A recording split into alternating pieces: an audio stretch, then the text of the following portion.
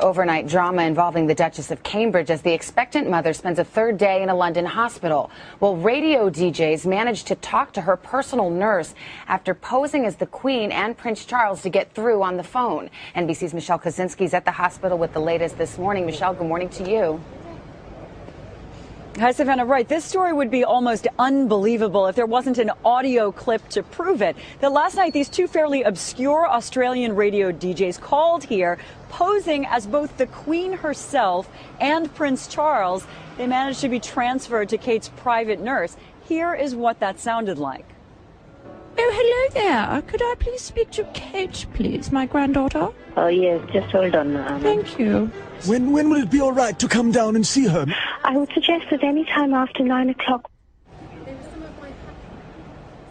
It doesn't seem at all like that would be possible, but that clip is real. The hospital has called this deplorable. The good news is that Kate is feeling better, and there's great news for her baby-to-be as well. Prince William, spending each day at Kate's side, left the private hospital without having to say anything publicly. His smile did it. Enough to reassure many here, with the world's media camped outside. People love them. They're becoming more popular by the day. Then came another rather unexpected message from the palace. The Duchess of Cambridge is continuing to feel better. She and the Duke are immensely grateful for the good wishes they have received. She will remain in hospital at present and will continue to be treated for hyperemesis gravidarum.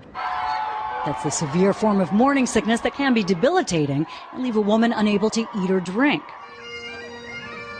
Just last Friday, Kate seemed great, reliving sporting days at her old school. How quickly her morning sickness struck. By Monday, she was in the hospital for what will likely be several days, and where treatment, likely intravenous fluids and medication, appears to be working. And the students she visited with are now writing her get well cards. At the same time comes great news for her baby-to-be, especially if it is a girl. The British government revealed that Monday, coincidentally the same day Kate's pregnancy was announced, lawmakers got final word from all the British Commonwealth nations that the historic change to the centuries-old rules of succession will go through into law, and quickly. Now, if William and Kate have a girl, she will retain her right as next in line for the throne, even if baby boys follow.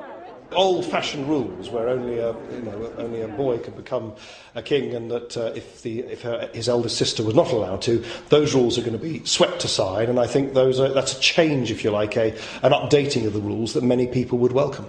Except maybe Prince Harry, who learned of the pregnancy by email in Afghanistan, where he's still serving a tour of duty. His position in the royal succession will now be displaced by a baby.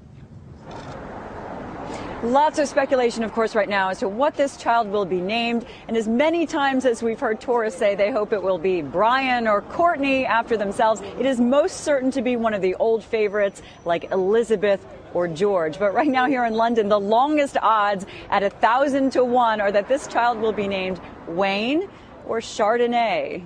Savannah? That's not a bad I'd take. Michelle Kosinski, thank you so much.